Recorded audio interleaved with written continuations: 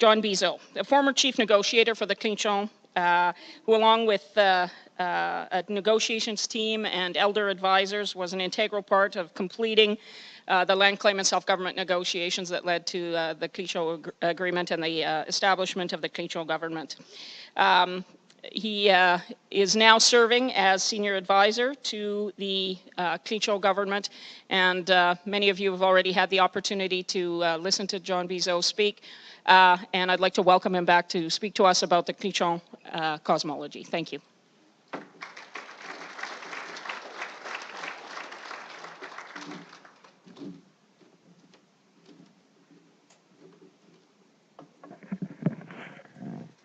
Thank you very much. One of the early years of getting involved with elders and doing land claims was trying to find a story that what we're doing in a claim is that we're doing an extension of who we are. We're trying to take ownership of something that will develop. But in doing some of the work in the early years with the elders, it dawned on me that the stories that they were telling was about agreements from earlier times. This is not the only agreement that we're going to end up with that we're working on, that there were prior agreements. But a lot has to do with the early stories of animals and people, about how they interacted with each other. And even some early explorers in their writings would say that, you know, a lot of Aboriginal names in the early days really were named after animals. And so people and animals could actually switch places at one time. It still happens today when you watch Sesame Street there. Or even if you go to the Gold Range, you start seeing, after a while you start seeing teddy bears and snakes and chicks, maybe old hens. So it's very much alive. We just got to be conscious that is there. One of the things about place names is that they tell a story. They're just not there just for no reason at all. And so there's it's layered place names. One of the early ones I was telling you about was the stories of animals and people, of how things came to be. But there came a time when they had to eventually come together. The first time that they came together was the conflict between the animals and the people. And so we have stories of how those conflicts were resolved, and some of them you'll see on like Facebook and YouTube about the wolverine and the people, that there was conflict after they separated. And the story of Yamuza is to come to some rules between the two, animals and people, and how they should live together, really on how to coexist. So the oldest place names that we see is about Yamuza and his travels of where they were discovered by their grandfather and eventually turned their grandfather into a big stone, where they cut down the arrows and where he sat down, eventually the story going to the east arm and then up to the down the Mackenzie River until they end up on the side of the mountain there. So those are just the first place names that document the time of the first agreement between the animals and the people.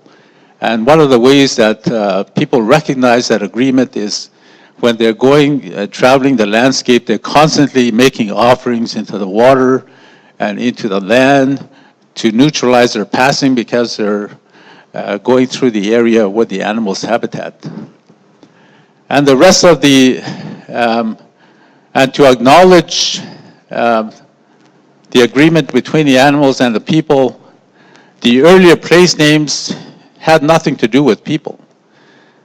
The earlier place names talked about where the fish live, or where you can fish, or you can make nets, either fish by nets or by hook, or if you use a method of substance of soil, which might be about 5 of them, and you mix it with the 7 different trees in the area, that depending on how you match those two determines the type of fish in that area, as well as the method of harvesting. And all the topographical names that go with the travel through those areas. So that your trails eventually go into this area. So this original story has to do with life before contact. And it's an area that you live in, so it becomes sort of your territory. And the idea is that if you follow those rules and those laws, the animals will always be with you. And sometimes when you're not following the rules of coexisting with the animals, they would go far away. They're very similar to what's happening today.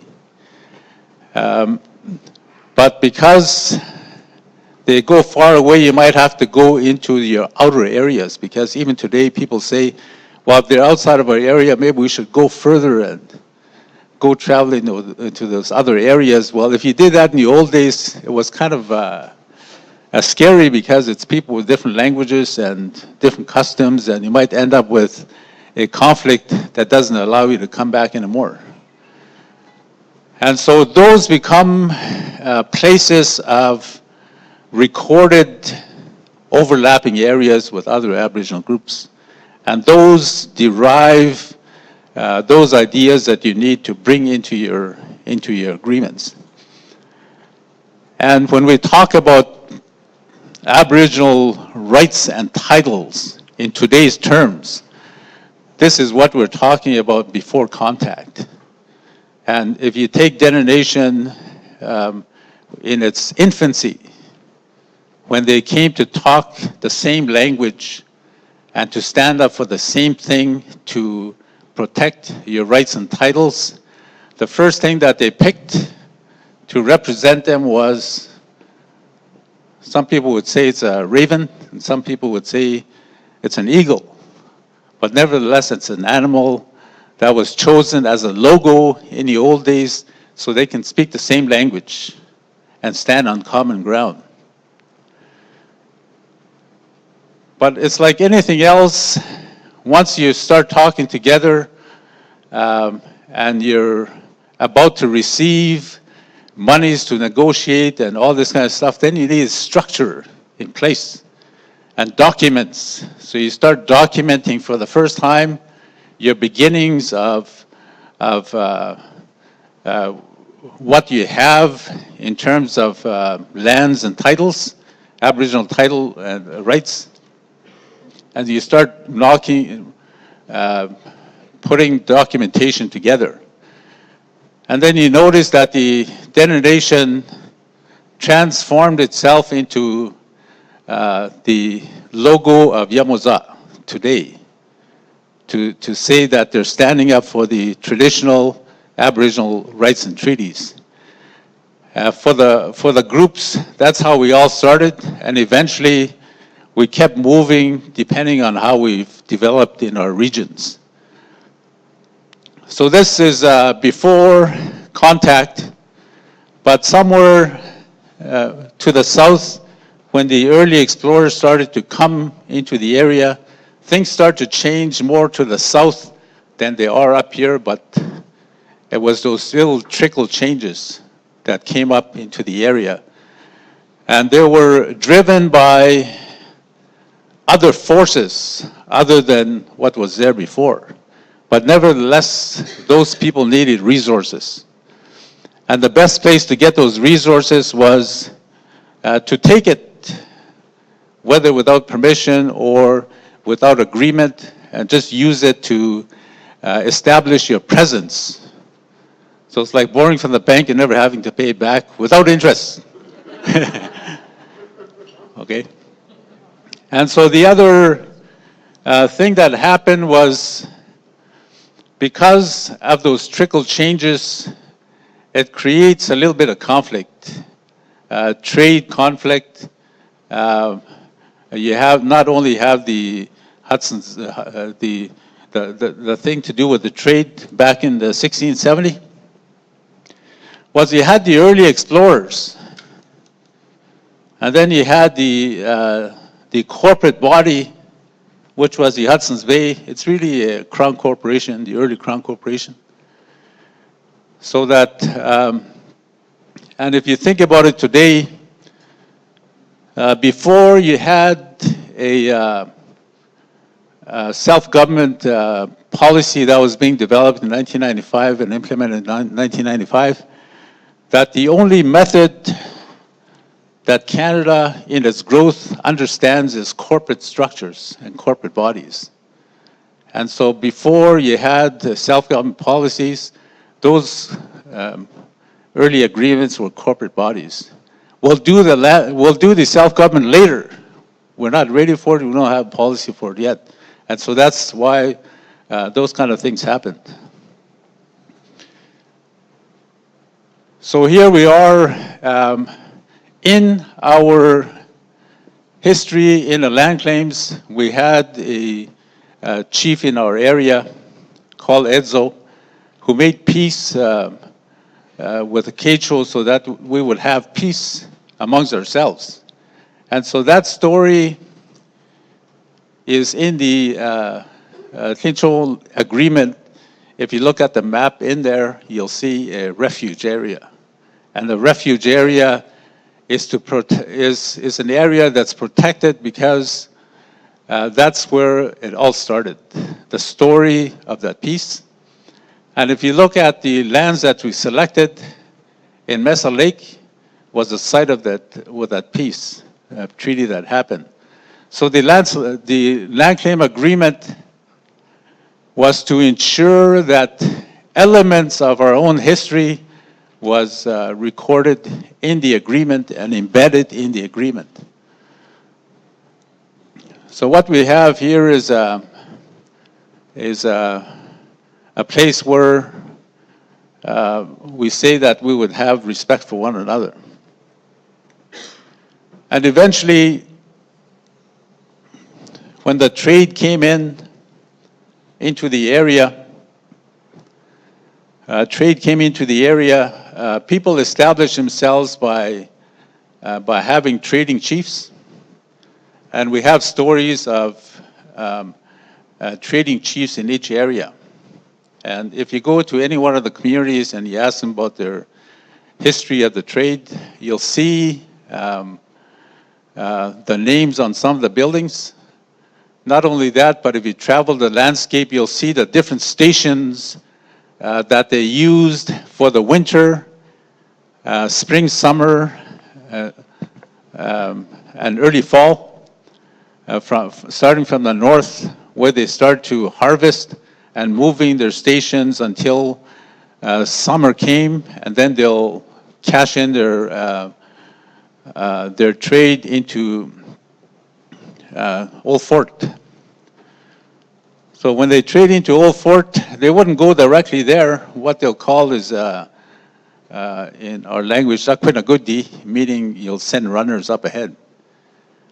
And that's to, they'll announce that our trading chief is coming, and he needs to be enticed. And so they would send him gifts of tea, tobacco, and bullets. And so the idea was, look at those things to acknowledge that you're coming, but at the same time, it gives them a sense of what the inventory is like to where they're heading to. If they have lots of bullets, and of course they have lots of those, if they're skimpy with their tea, then you know what the idea is, so that they would get the best bang for the buck. So when the brigade came into the trading post, they would take the bullets given to them as a gift and shoot them off into the air. And we still do that today because it's a tradition that you keep alive to remember the history of that period. But at the same time, when people left this area, when they left this area for the first time, we say that Edzo established a relationship with other people other than ourselves. It's not that we left it, it's just that we were doing an extension of an earlier agreement. And so when people started to trade in this area, we call this area Inda, Inkwe, Taka, and Nundi. And so we have sub-regions within the area, and within those sub-regions, chiefs would operate as trading chiefs on a collective basis. So when we say collectivity, that's why the co-ops and things are very popular among First Nations and Aboriginal communities, except when you live too close to Yellowknife. The idea is that in each of these areas, we have different names for each group, such as Itatki, Dichilauti, Taka, and Huatiguti, so that they're recognized as traditional communities. It's like if you go to the north, we always tell each other stories about, I came from, like, let's say, Fort Simpson or Fort Resolution or Fort Providence. Anything that starts with a fort, it means that there was a trading post there, okay? And if you say Snare Lake, Ray Lakes, or Kikiza Lake or something like that, anything that ends with a lake is an Aboriginal community. Same way with if a name ends up with a ko, like Bichako, Kediko, Indako, it means that it had a trading post. And if you say Wati, Gamiti, Wokweti, ends with a T, it means it's an Aboriginal community. Okay, very simple, easy to remember. Yeah. Okay. So these collection of things that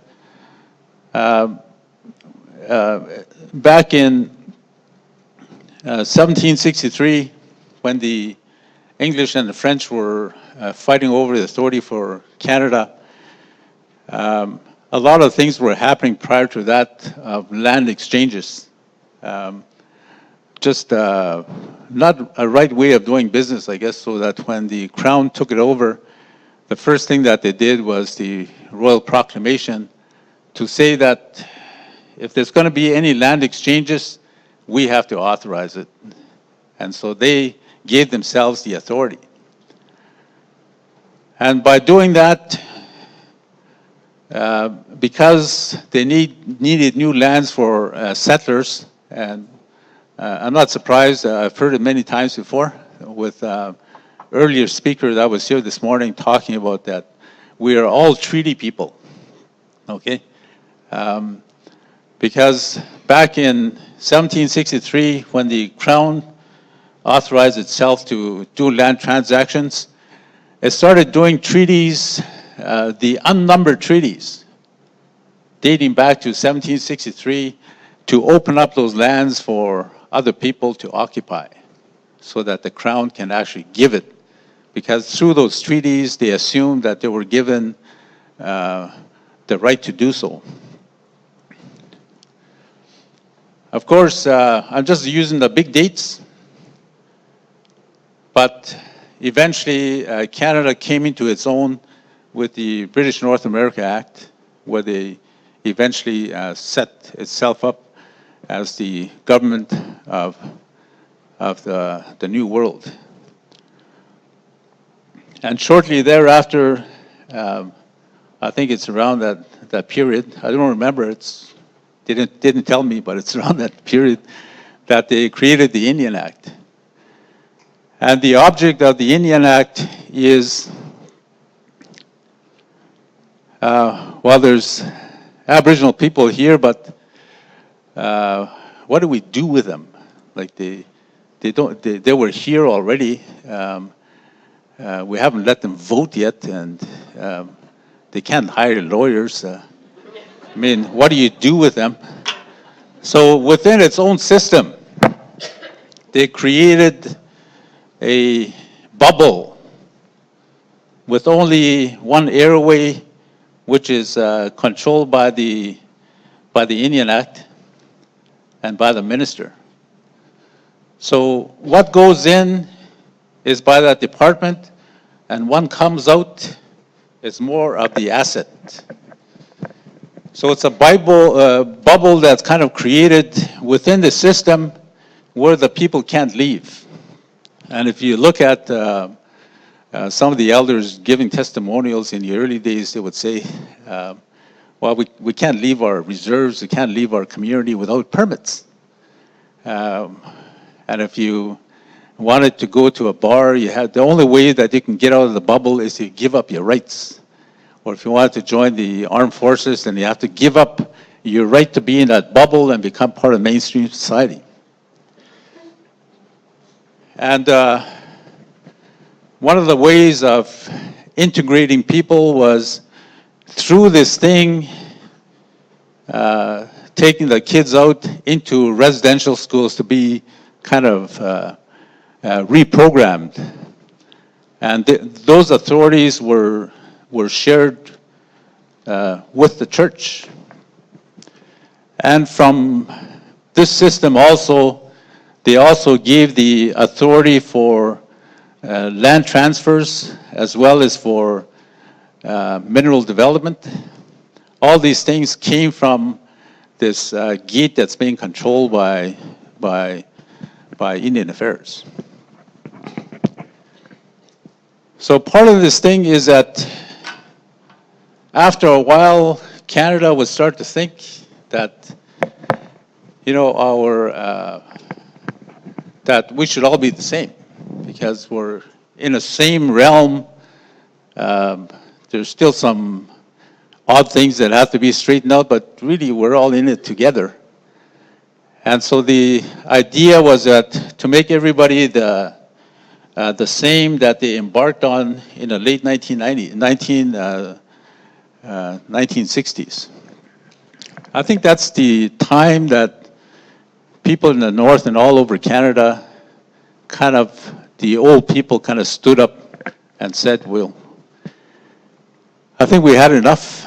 We need to stand up and protest. And that's when they came together under this banner. And when it came time to really start talking about the recognition of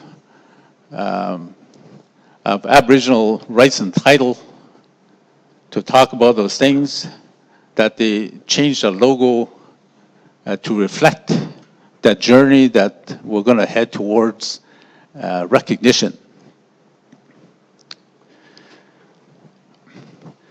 And Canada started to think that, well, this being the same, because if you really look at it, all those Aboriginal people are working with us already, not knowing that it's really a bubble. You can't get in or out.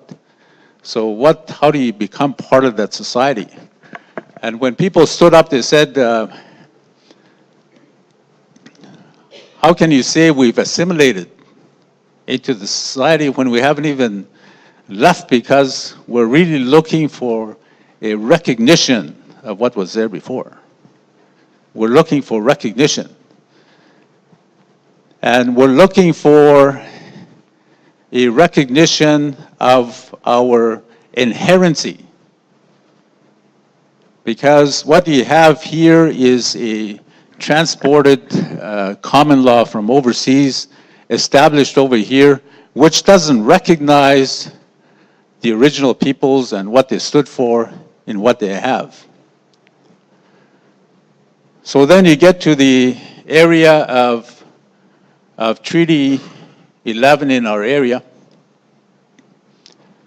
Treaty 11 in our area, where we had our chief, Mofi, representing the people. And we have our stories of how he was selected and how he ended up taking the power. That's really reflective of the structure that we set up today. And once you get into the agreement, Canada's original intent of the treaties is to allow them to take more. Because it's a big machine that takes up a lot of resources, and there's only one place that you can get it from. So that notion of people becoming dependent allowed them to think that people have assimilated and will live merrily ever thereafter. And the object of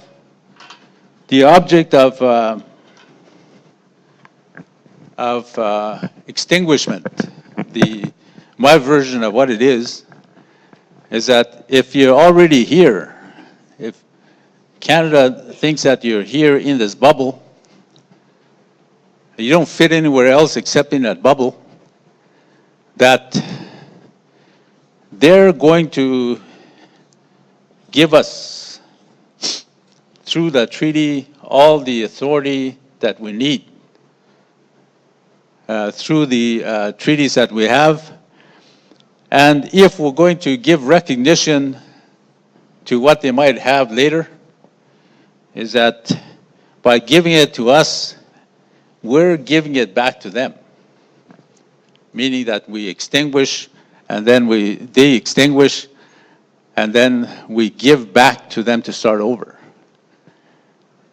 That's why people were very against any form of extinguishment, but more of certainty to allow for a continuation of who we are into the future. Of course, things start to develop in this story. I'll just jump back to 30 years ago when they finally got the new way of doing business. Is recognizing old treaties and any new modern treaty that might come along. So the object of the where we are now as the treaties as a basis is really an extension of what was there before.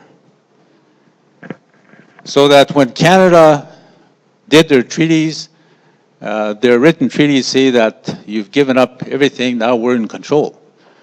But there's two parties to the agreement, and we have a lot of agreements behind us, and there's no way that you're going to give up something that belongs to you in the first place for nothing. And so common law allows the citizens of Canada the protection that it needs for inherent, for things that you would pass on to your next generation. Your bank accounts, your house, you put a beneficiary down and they'll follow it to the law to protect those and make sure they're carried out for your protection. Well, we have similar things like that, and it's called the inherent right to self-government. That this is what we've inherited, and this is what we want to pass on to our future generations. Our land, our resources, our history, our language, and our ability to pass it on to future generations so that they can also, in a form that allows, for the first time, a relationship with Canada. Because one of the things that our chief in 1921 was talking about was, now that we have an agreement between each other,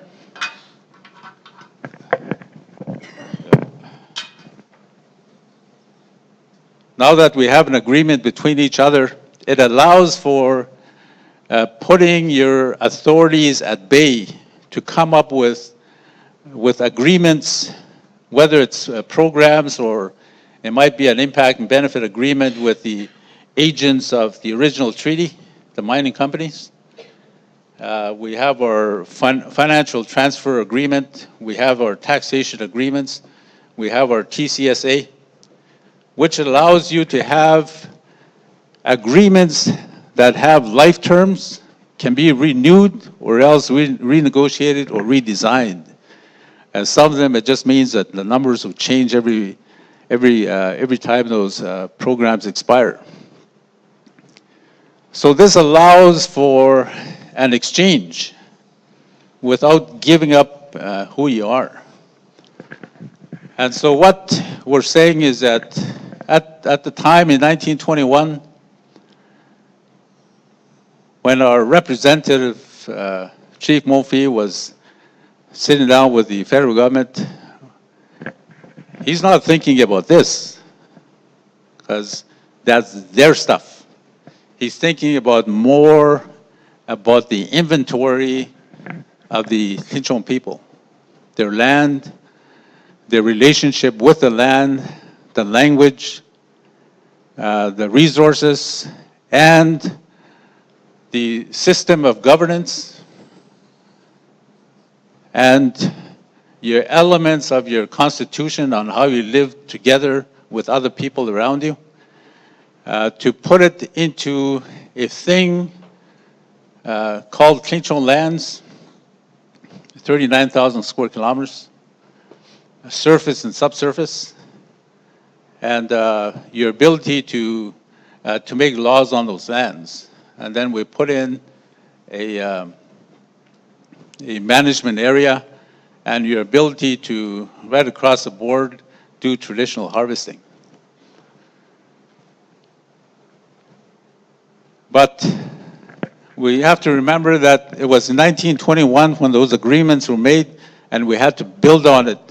So that's why we say that what we're doing with the agreement is that we're using the Treaty 11 as a basis for coming to an agreement. That's why when we were doing the negotiations, we had to create a corporate body called the Dogger Treaty 11 Council, just for the purpose of doing the agreement. So Mofi was looking at this in 1921. His words at that time to the treaty party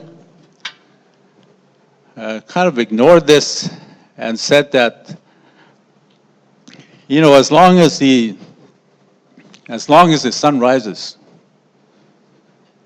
and the rivers flow, that dialogue, and this thing doesn't take over, that we have the ability to move forward in our way of life, because our history tells us that we were never ever stagnant.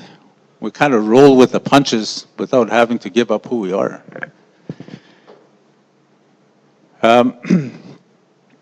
One of the things here in 1967 was in 1967, the territorial government came into being, but at the same time I was saying earlier that we had Government of Canada, which created the bank councils through the Indian Act in this bubble. And the only way that you can make decisions is if you did a bank council resolution from there, sent it to the Indian Affairs, and they looked at the report and they sent you more band funding, and if you needed any more programs and services, they'll shove it back into that balloon. So it's an in and out thing. And when territorial government came into being, they surveyed the area and said, well, we don't fit in that bubble, so we're going to have to create another one of our own. We'll call it Community Governments Act, or cities, towns, and communities. And because we're doing something different, then we'll need a mayor and we'll need a council.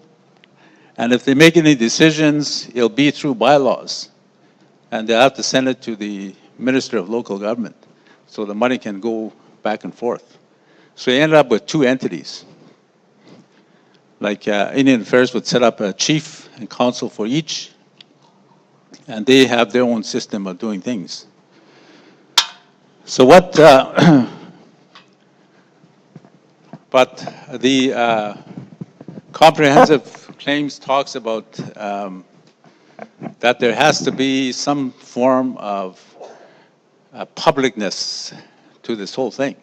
Because you got to remember that the reason that you weren't getting anything here is you don't quite fit into Canadian society, and plus that somehow this money belongs to the public. We're getting monies from the federal public and from the territorial public, so there has to be some accountability to the public. And so there has to be a public process of transferring information and monies. So that's when we decided, well, we'll forget about this Indian Act business. We'll get out of it. We'll just let the balloon stay there. Maybe we should have pulled it, because sometimes federal and territorial governments think that balloon is still there. And they keep sending it to that address. But through recognition, we're here now. Oh, this is recognition right there. And we replaced it with 4 communities called community governments. 4 community governments. One more. But this thing is a creation of your own. It has a public element. And that publicness is that the chief of those communities are voted in by the citizenship of the community and not the publicness. Only the citizenship of the First Nation vote for the chief. And so that allows them to become the chief executive council. They move after the elections, they get sworn in. They have to get sworn in because they came in through the public process, saying that we've gone through the public process, we're selected, but here we're going to just do only this stuff while we're there. And some other time, when we have time, we'll do the other stuff. And in each community, when they have their community government elections, they among themselves would select 2. And so they'll move up here through the public process, and they would become the assembly members, but they have to swear to only do this business and not the other stuff. It's a process to get them there, to give it that publicness in order to receive that public monies, okay? But the only person that doesn't go through this process is the Grand Chief. Because that's your inherency to self-government. It's a continuation of what was there before. So that when decisions are made by the Assembly, which is the law-making authority,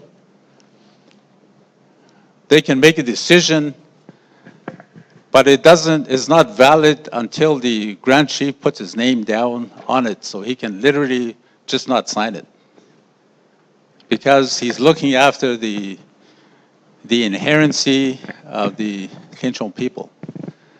So that's why when they have the Assembly makes a decision, and then everybody stops and waits for the Grand Chief to sign it, then it becomes law. It's like having a Governor General living in, imagine Ray.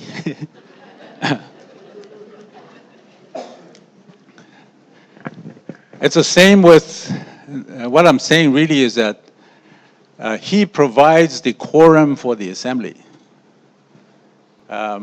He also provides the quorum for the Chief Executive Council, and he has to be present and sign the minutes to make it valid. And it's only then that it moves to the structure of government to carry out those decisions. But on an annual basis, when the people gather,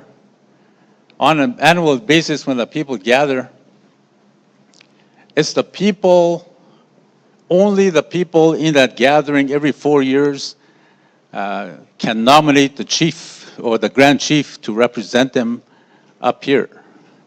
And it's only them can vote for the grand chief, and it's only them that can remove if they have the numbers to back them up. Other than that, can't be removed. And then there's different rules that kick in should some things not work the way that they should. So we have a structure of government which is an extension of who we are, but at the same time, the oldest place names that I talked about that tell about the story about pre-contact, we have a bunch of other new stories that start to mark up the territory for another level of stories that came after contact. And those stories are really about the Franklin expeditions, the early explorers that came through the area, the church that came through the area, recording their movements. And when the early trade came in, of how people established themselves in their area, and their relationship to the trade were also recorded in that area, and people's names started to show up for the first time. Because with new rifles, with new nets, you can kind of go explore, and if you discover some fish, then that would become somebody's fishing area because they found it first. So there's names that you would see that have names of people on it. So those are names that tell that story.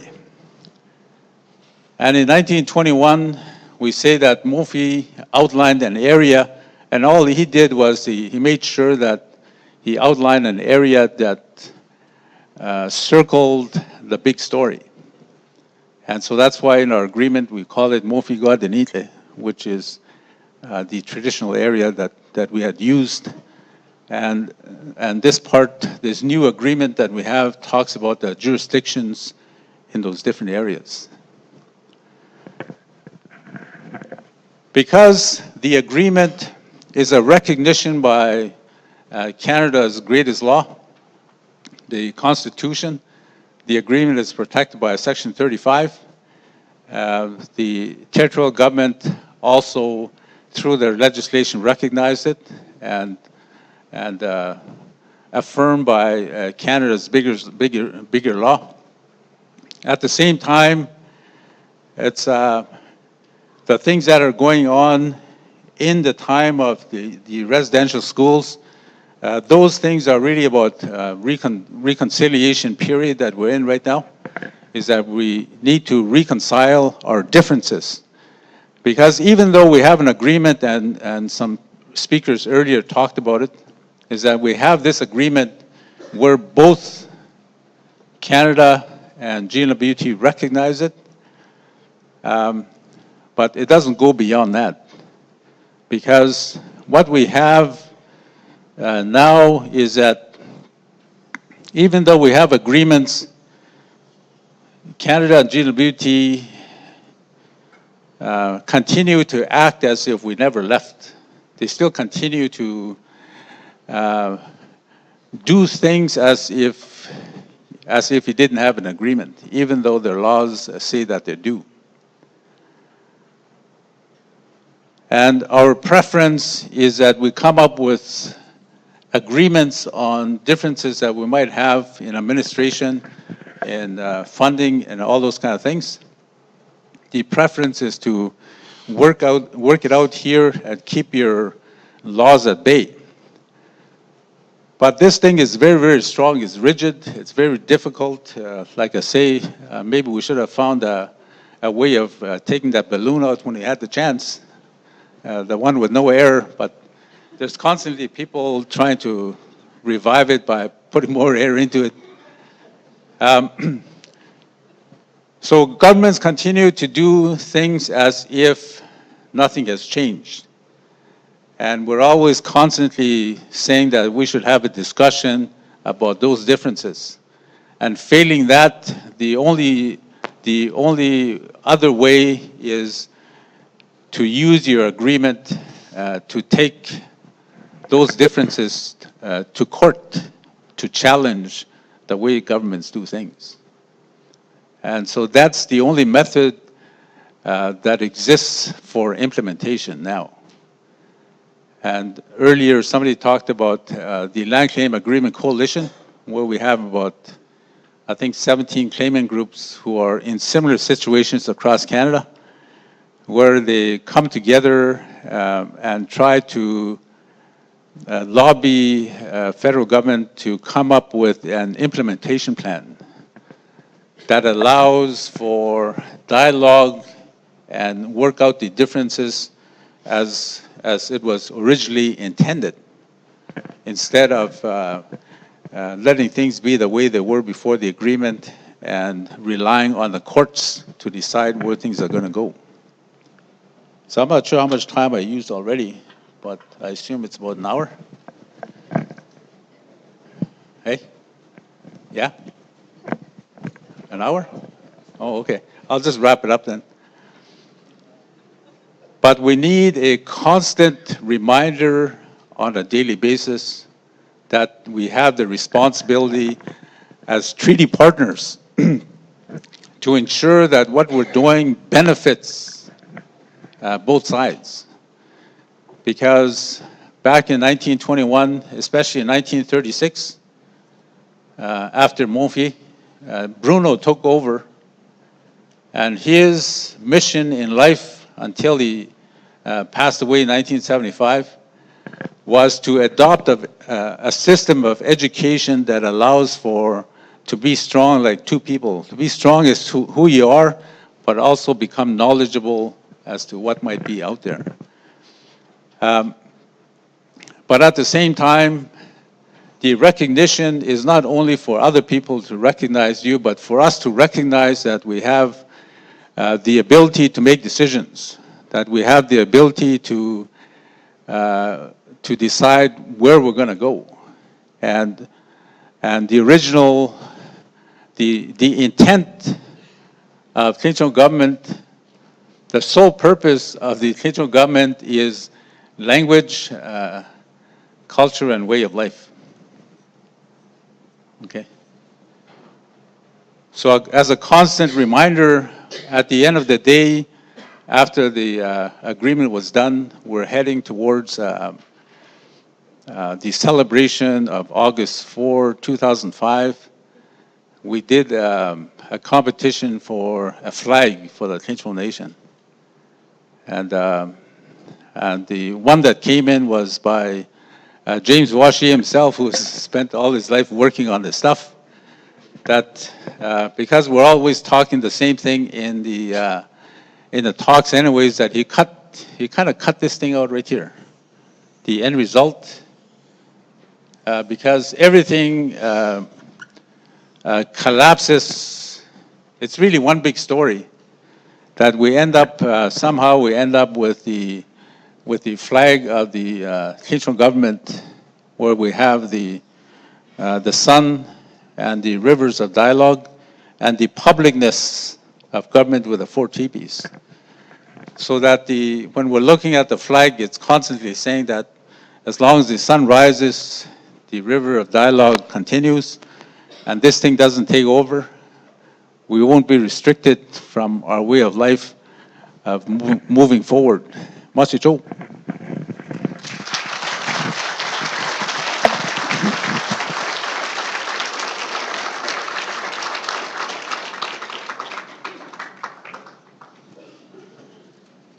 Copyright.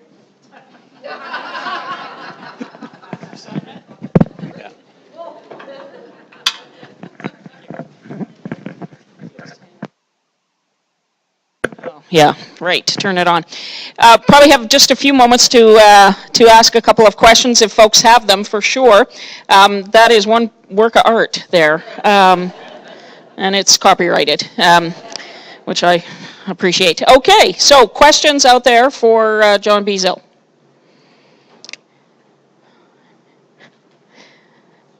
I'm not seeing any right now. I'd like to thank you very much for. Oh, hang on. What am I looking for? I'm looking for you. Okay, I'm looking for Christian, but he's got to use this microphone. Take that.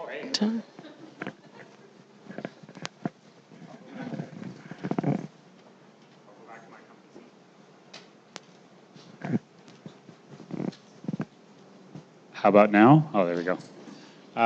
First off, I want to say Masi for this extremely profound presentation. I'm just so glad I was able to see this in person. There's so much that's remarkable about it, but there's one thing that, just looking at this visually, which is such a nice way to learn anything, it struck me as I was looking at this, you have in many ways, you have three different grounds. And I mean, you please correct me if I'm wrong, but in one way you have the Tlicho ground, which kind of walks through the entire history and evolution, and everything that is about the Tlicho is preserved and kind of evolves over time. And then you have, you know, the Canadian kind of state, you know, ground, which, you know, comes into being and starts co-evolving with that. And then you have this very interesting third ground, which the thing that struck me as being so interesting about that is it almost struck me as, wow, maybe that's a means visually and structurally how we can really kind of advance reconciliation to a certain extent, because there's a lot of complexity. That's a good thing. And perhaps with three grounds such as this and kind of coming together in that third ground and making that a common ground based on however, you know, all parties kind of agree and kind of articulate that, it seemed to me like an amazingly obvious way of kind of doing that. And I just want to know if you can maybe offer your thoughts on that or if that's completely way off. Well, the thing is not to look at it as if it was a thousand years ago. You kind of have to look at it as if it's today, because by living and breathing, you're living it. So you need a constant reminder of that life. So the way I was some people talk about the 7 generations, that maybe that is the 7th generation. That's undescribed yet, working towards. But at the same time, like I was saying, one of our earliest memories is our relationship with the animals. And parents not even talking to you as if you're a person. They'll even tell you to avoid people. But later on, if you want to take early trips, then you can always get a potion for that. But if you look at earlier life, it's your relationship with the natural environment. And once you get out into that house, into the publicness as a young person, the first thing that happens is you get into conflict, and then you resolve it by learning to respect other people than yourself. And then when you move over later, you start to trade your skills. You start to trade your skills in exchange for goods with other parties. And later on, you might want to represent your community and your views to strengthen it all the time. And then, of course, once you get to this area, people recognize you for your wisdom and the things that you hold for the future generation. Your ability to pass on that knowledge, our ability to ensure, recognize ourselves of having the responsibility to ensure that the future generations have that same benefit that you had. So to me, when I look at this, it's just a story that happens every day, and we need to keep it that way. It's not something in a historical context as to get over it. We take everything that we need with us. Masicho.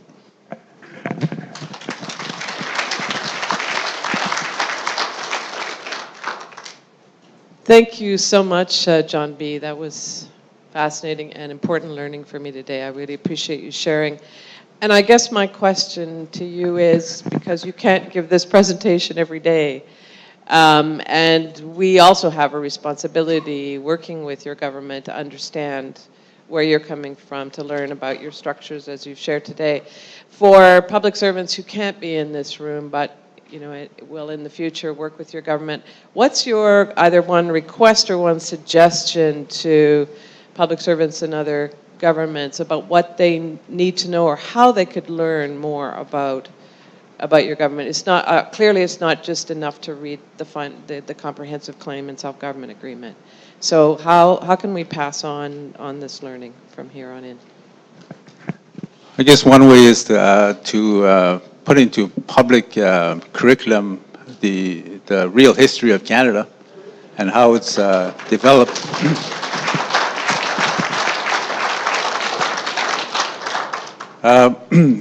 And to make the linkage between the decision makers and the ability to give abilities to the workforce to put those decisions into actions. And that means development of policies, implementation, especially in the North. And one of the ways to do that is in forums like this, where in some ways by giving people the idea of how simple it could be, that it gives energy for proposing policies from internal to chart that way towards implementation. Masi.